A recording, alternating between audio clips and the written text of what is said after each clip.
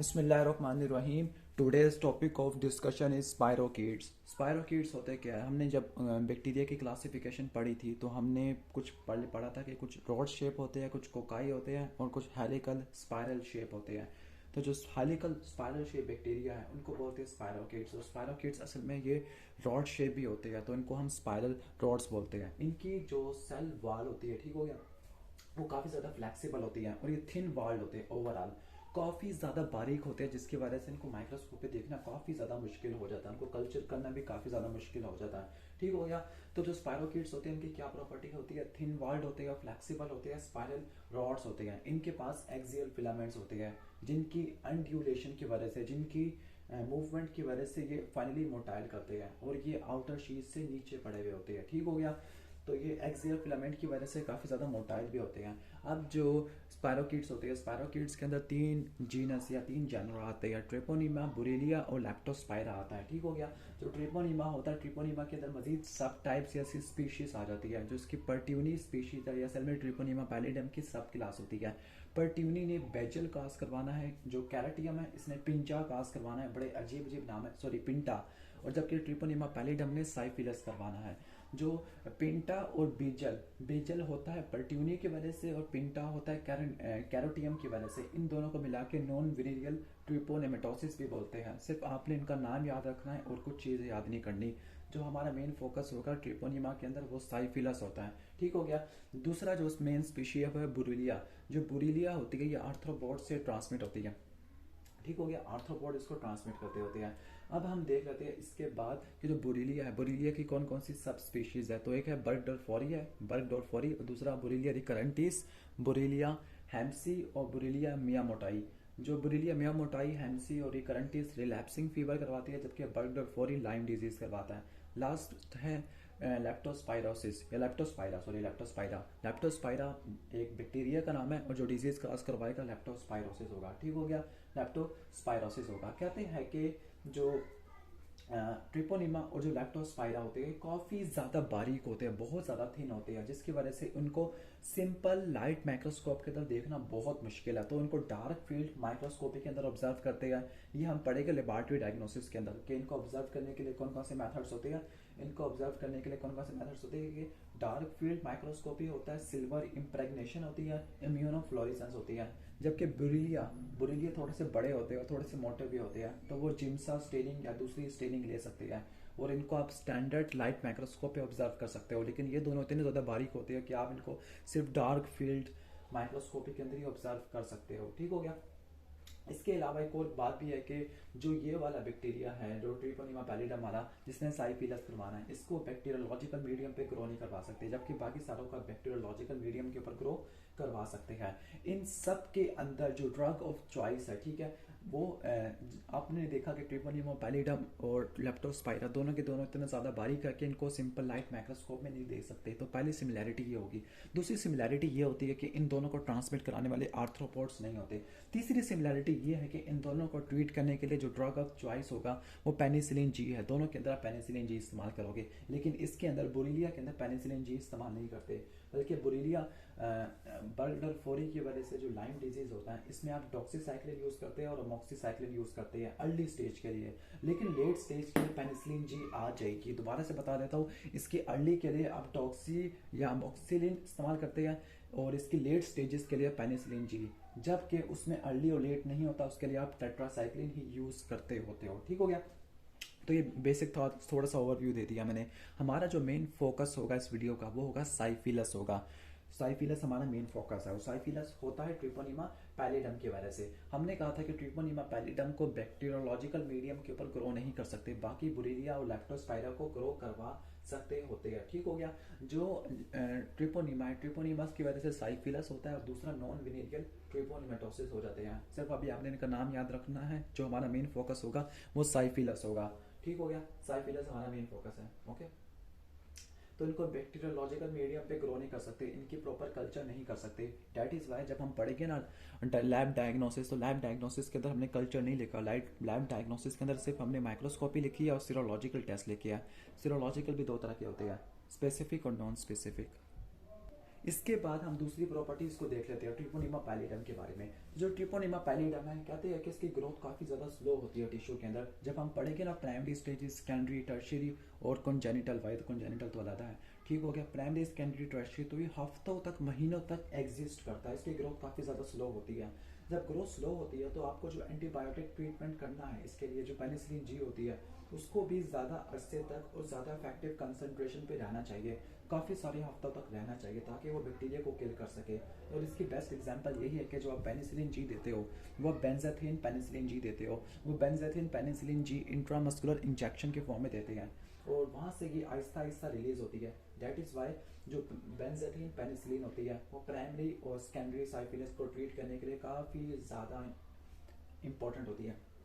Okay अब Treponema pallidum एक antigen है, और एंटीजन है किसी न किसी एंटीबॉडीज को इंड्यूस करना होता है। कहते हैं कि जो ट्रिपोनिमा पैलिडम का जो एंटीजन होता है, ये स्पेसिफिक और नॉन स्पेसिफिक दोनों एंटीबॉडी को इंड्यूस करता है। जो स्पेसिफिक एंटीबॉडीज होती है उसको ऑब्जर्व करने के लिए इम्यूनोफ्लोरेसेंस या हिमैग्लूटिनेशन टेस्ट होते हैं, ठीक है। जो नॉन स्पेसिफिक होती है उनको करने वाले फ्लोकुलेशन ऑफ लिपिड्स वाला टेस्ट होता है, कार्डियोलिपिन वाला टेस्ट होता है, ठीक हो गया। वो हम करेंगे, पढ़ेंगे लैब डायग्नोसिस के अंदर, स्पेसिफिक वाला, नॉन स्पेसिफिक वाला। लेकिन आपको ये बात बता दूं कि इसके जो एंटीजन होते हैं ये स्पेसिफिक और नॉन स्पेसिफिक दोनों एंटीबॉडी को इंड्यूस करते हैं। स्पेसिफिक के लिए टेस्ट डिफरेंट होती है, इम्यूनोफ्लोरेसेंस और हिमैग्लूटिनेशन। नॉन स्पेसिफिक के लिए कार्डियोलिपिन वाला होता है। ट्रांसमिशन और एपिडेमियोलॉजी को देख लेते हैं। जो ट्रांसमिशन होती है, इसकी ट्रांसमिशन होती है जो अगर स्पायरोकीट्स के जो लीजेंस होती है ना, स्किन और म्यूकस मेम्ब्रेन में होती हैं, स्पेसिफिकली जेनिटिलिया की, माउथ की और एनस की होती है। तो ये इंटीमेट जो सेक्सुअल कांटेक्ट होता है इससे फैल सकता होता है, या फिर ये प्रेग्नेंट वुमेन में प्लेसेंटा को भी क्रॉस कर सकता है, साइफिलिस वाला बैक्टीरिया, ठीक हो गया। और वहाँ पे कॉन्जेनिटल साइफिलिस करवा सकता है। अब हम इसकी पैथोजेनेसिस को देख लेते हैं। कहते हैं कि जो ट्रिपोनिमा पैलिडम कोई टॉक्सिन प्रोड्यूस नहीं करता, कोई एक्सोटॉक्सिन, कोई एंडोटॉक्सिन प्रोड्यूस नहीं करता, कोई एंजाइम प्रोड्यूस नहीं करता, कोई आईजीए प्रोटीएस प्रोड्यूस नहीं करता। फिर ये किस तरह से इन्फेक्शन करवाता है? असल में इसका जो मेन टारगेट है ना, जो थर्ड स्टेज के अंदर इसका मेन टारगेट होगा ब्लड वेसल्स। ओके तो इसका स्पेसिफिक टारगेट होगा वो एंडोथेलियम होगा। एंडोथेलियम जो छोटी छोटी ब्लड वेसल्स होती है ना, स्पेसिफिकली कैपिलरीज, आर्टरियोल्स और जो वेन्यूल्स होती है, उनकी एंडोथेलियम को इन्फेक्ट कर देगा। इसकी वजह से एंड आर्ट्राइटिस हो जाएगा। ये एंड आर्ट्राइटिस हर स्टेज के अंदर होता है, फर्स्ट के अंदर, सेकंड के अंदर, थर्ड के अंदर, लेकिन ज़्यादा अच्छा प्रोनाउंस्ड, ज़्यादा अच्छा देखने को मिलता है टर्शियरी साइफिलिस के अंदर, जहाँ पे ब्रेन और सीवीएस की लीजेंस आ जाएगी। टर्शियरी साइफिलिस मैंने यहाँ पे लिखा हुआ ना, न्यूरोसाइफिलस, सीवीएस लीजेंस, यहाँ पे ज़्यादा आपको नुमाया देखने को मिलेगा एंड आर्ट्राइटिस। अब इसकी डिफरेंट स्टेजेस होती है। पहला है प्राइमरी स्टेज। होता क्या है कि सबसे पहले किसी को एक्सपोजर हुआ, इनोकुलेशन हुआ सेक्सुअल कॉन्टैक्ट से, तो उसके 2 से लेकर 10 हफ्ते के बाद सबसे पहला काम क्या होगा कि जो स्पायरोकीट्स हो गए वो मल्टीप्लाई करना शुरू कर देंगे उस साइट के ऊपर जहाँ से ये एंटर हुआ है। वो मल्टीप्लाई करने के बाद एक नॉन टेंडर अल्सर बना देंगे। नॉन टेंडर, पेन टच करने पे पेन नहीं होगा, नॉन टेंडर अल्सर पीनस के ऊपर, उसको बोलते हैं चैनकर बोलते हैं, ठीक हो गया। चैनकर क्या होता है? नॉन टेंडर अल्सर होता है और इसकी एजेस काफ़ी ज़्यादा रोल्ड होते हैं, ठीक हो गया। फिर इसके बाद यह हो सकता है कि जो अल्सर है वो खुद ब खुद हील कर जाएगा, लेकिन जो स्पायरोकीट्स हैं वो आगे ब्लड के अंदर आ जाएंगे और इस कंडीशन को बोलते हैं बैक्टीरियमिया, और ये डिफरेंट ऑर्गन की तरफ फैल जाएंगे। तो ये 2 से लेकर 10 हफ्ते तक प्राइमरी स्टेज का इनिशिएशन होती है। सेकेंडरी कब होती है? सेकेंडरी होती है इसके 1 से लेकर 3 महीने के बाद। सेकेंडरी साइफिलिस लीजन देखने को मिलती है। इसमें आपको क्या देखने को मिलता है? इसमें आपको मैक्यूलोपैपुलर रैशेस देखने को मिलते हैं, स्पेसिफिकली पाम के ऊपर और सोल के ऊपर, या फिर ये हो सकता है या मॉइस्ट पैप्यूल्स देखने को मिल सकते हैं on the skin and mucous membrane of genital region. इस मॉइस्ट पैप्यूल्स को बोलते हैं हम, क्या बोलते हैं? इस मॉइस्ट कॉन्डाइलोमेटा लाटा। ओके, कॉन्डाइलोमेटा लाटा। तो ये कॉन्डाइलोमेटा लाटा होगा। अगर आप डायग्राम आपको नजर आ रहा हो तो ये वाला कॉन्डाइलोमेटा लाटा, आई थिंक इसी तरह फोकस नहीं हो पा रहा, ठीक है। तो ये कॉन्डाइलोमेटा लाटा है, जबकि ये वाला क्या है? ये सेकेंडरी साइफिलिस की मैक्यूलोपैपुलर रैशेस है, ठीक है, मैक्यूलोपैपुलर रैशेस होती है। और जबकि ये वाला चैनकर है, प्राइमरी साइफिलिस वाला। ओके तो ये आपको, अब हम ले गए हो सेकंड स्टेज के अंदर। सेकंड स्टेज के अंदर मैक्यूलोपैपुलर रैश हो गए पाम के ऊपर, सोल और फूट के ऊपर, जबकि जो कॉन्डाइलोमेटा लाटा है, जो क्या चीज़ है असल में, ये कॉन्डाइलोमेटा लाटा क्या है, मॉइस्ट पैप्यूल्स होते हैं on the skin and mucous membrane of genital region, तो उसको बोलते हैं कॉन्डाइलोमेटा लाटा। इसके अंदर इन पैप्यूल्स के अंदर स्पायरोकिट्स बहुत ज़्यादा होते हैं और ये काफ़ी ज़्यादा इन्फेक्शियस होते हैं, लेकिन ये स्टेज भी आसानी से हील कर जाती है, और जहाँ पे पैप्यूल बनते हैं वहाँ पर मजीद हेयर ग्रो करना बंद हो जाती है, वहाँ पर आपको एलोपीकिया देखने को मिलता है, स्पेसिफिकली पैची एलोपीकिया। इसके सिम्टम्स क्या होते हैं, सेकेंडरी साइफिलस के लो ग्रेड फीवर होता है, मलाइस होता है, एनोरेक्सिया होता है, वेट लॉस होता है, हेडेक होता है, माइल्जिया होता है, ठीक है, लिम्फेडिनोपैथी होती है, फरेंजाइटिस हो सकता है, मेनिंजाइटिस हो सकता है, नेफ्राइटिस हो सकता है, हेपेटाइटिस हो सकता है, ठीक है। तो ये कॉन्स्टिट्यूशनल सिम्टम्स हैं जो तकरीबन हर पेशेंट के अंदर होते हैं, और ये थोड़े से जनरलाइज सिम्टम भी है, ठीक हो गया। अब आगे यहाँ पर सिनेरियो थोड़ा सा चेंज हो जाएगा। अब कहती है कि जो 1/3 पेशेंट है वो खुद ब खुद ठीक हो जाती है बगैर किसी ट्रीटमेंट के, जो इसके बाद अनदर 1/3 है वो लेटेंट बन जाती है, इनएक्टिव हो जाती है, ठीक है। मतलब यहाँ पे कोई लीजेंस अपीयर नहीं होगी, लेकिन अगर आप कोई सीरोलॉजिकल टेस्ट परफॉर्म करें तो वो पॉजिटिव आ जाएगा। अब लेटेंट फेज को भी दो में डिवाइड करते हैं, अर्ली और लेट, ठीक है, अर्ली और लेट। अर्ली वाला सेकेंड के बाद 1 से लेकर 2 साल तक एक्सटेंड करता है, एग्जिस्ट करता है, इसलिए 2 साल तक, ठीक हो गया, जिसमें साइफिलस दोबारा आ सकता है और दोबारा से उसको इन्फेक्ट कर सकता है। लेट के अंदर क्या होगा, लेट काफी सारे सालों तक 5 से लेकर 6 साल तक जाएगा, जिसमें कोई सिम्टम नहीं आएगा और बंदा क्या होगा, नॉन इन्फेक्शियस होगा। तो सबसे पहले हमने 1/3 पॉपुलेशन की बात की जो खुद ब खुद ठीक हो गई थी बगैर किसी ट्रीटमेंट के। इसके बाद सेकेंड 1/3 जो कि लेटेंट थी, उसके बाद थर्ड 1/3 ठीक हो गया, यानी मेनिंग 1/3 उनके अंदर टर्शियरी साइफिलस हो जाएगा। टर्शियरी साइफिलस के ऊपर आपको स्किन के ऊपर, बोन्स के ऊपर छोटे छोटे ग्रैनुलोमेटस लीजन्स देखने को मिलेगी, उनको गुमास बोलते हैं, ठीक है, उनको क्या बोलते हैं, ग्रैनुलोमेटस लीजन को गुमास। और अगर सीएनएस को इन्वॉल्व करेगा तो ये न्यूरोसाइफिलस कहलाएगा, जहाँ पे टेबिस डोर्सालिस करवा देता है, और आपको पता है कि टेबिस डोर्सालिस की वजह से आर्गाइल रॉबर्टसन प्यूपिल हो जाता है। अगर ये अयोर्टा को इन्वॉल्व करेगा तो अयोर्टाइटिस हो जाएगा, ठीक हो गया, असेंडिंग अयोर्टा की इन्फ्लेमेशन करवा सकते हैं, एनोरिज्म करवा सकता होता है, ठीक हो गया। टर्शियरी लीजन के अंदर जो ट्रिपोनीम्स होती है ना होने के बराबर दिखाई देती है, ठीक हो गया, इन्होंने सिर्फ इन्फेक्शन करके भाग जाना है। अब इसके बाद बारी है कंजेनिटल साइफिलस की। अगर किसी प्रेग्नेंट वुमन के अंदर साइफिलस हो गया तो कहते हैं कि 3rd मंथ के बाद ये साइफिलस वाला होता है, प्लेसेंटा को क्रॉस करने के बाद फीटस के अंदर आ जाता है, बेबी के अंदर आ जाता है, और बेबी में आने के बाद ये हचिंसन टीथ करवा सकता है, मलबरी मोलर्स, सैबरशीन्स है, ये टीथ की और बोन्स की नॉर्मलीज होती है, सैडल नोस है, स्नफल्स है, फ्रंटल बॉसिंग है, ठीक हो गया। 8th नर्व की पाल्सी भी करवा सकता है, डेफनेस करवा सकता है, इंटरस्टिशियल केराटाइटिस करवा सकता है, हेपेटोस्प्लीनोमेगाली करवा सकता है। इसकी वजह से जो तमाम प्रेग्नेंट वुमेन है उनको साइफिलस का टेस्ट वगैरह करवाना चाहिए, ठीक हो गया। कहती है कि जो इम्यूनिटी होती है साइफिलस के अगेंस्ट वो इनकम्प्लीट होती है, जो एंटीबॉडीज बनती तो है वो एंटीबॉडीज को ठीक करने की कोशिश तो करती है, लेकिन इसकी डिजीज के प्रोग्रेशन को कम नहीं कर सकती, ठीक हो गया, ओके। और जो बंदा या जो पेशेंट लेट साइफिलस तक पहुंच गया, ठीक है, वो रिलेटिवली रेजिस्टेंट होता है रीइन्फेक्शन के, क्योंकि एंटीबॉडीज वगैरह बनना शुरू हो चुकी है। अब लेबॉरेटरी डायग्नोसिस को देख लेते हैं। अब लेबॉरेटरी डायग्नोसिस वाला थोड़ा सा इंपॉर्टेंट है, तो इसके माइक्रोस्कोपिक भी होते हैं और सीरोलॉजिकल होते हैं, लेकिन इसका कोई भी कल्चर टेक्निक्स नहीं होती। क्यों? क्योंकि इसको बैक्टीरियोलॉजिकल मीडियम पे ग्रो नहीं कर सकते, या उसको ग्रो करे, कल्चर करे तो काफ़ी ज़्यादा डेंजरस होता है, ठीक हो गया। तो स्पायरोकीट्स को डिमॉन्स्ट्रेट करते हैं प्राइमरी और सेकेंडरी लीजन के अंदर। प्राइमरी के अंदर आपको चैनकर देखने को मिलेगा और सेकेंडरी लीजन के अंदर कॉन्डाइलोमेटा लाटा देखने को मिलेगा। इनको देखने के लिए आप डार्क फील्ड माइक्रोस्कोपी यूज़ करते हैं या डायरेक्ट फ्लोरेसेंट एंटीबॉडी टेस्ट करते हैं, ठीक हो गया। इनको डायरेक्ट ग्राम्स देने के ऊपर ऑब्जर्व नहीं कर सकते। टर्शियरी के अंदर आपको गुमास देखने को मिलेगा, उसको चेक करने के लिए आप सिल्वर स्टेन या फ्लोरेसेंट एंटीबॉडी यूज़ करते हैं, ठीक हो गया। अब हम चलते हैं सीरोलॉजिकल टेस्ट की तरफ। सीरोलॉजिकल टेस्ट वाला मैंने आपको बताया था कि जो ट्रिपोनीमा का जो एंटीजन होता है ये स्पेसिफिक और नॉन स्पेसिफिक एंटीबॉडी दोनों को इंड्यूस करता होता है। जो स्पेसिफिक के लिए दूसरे टेस्ट होते हैं, नॉन स्पेसिफिक के लिए दूसरा टेस्ट होते हैं। पहले हम स्पेसिफिक की बात करते हैं, ठीक हो गया।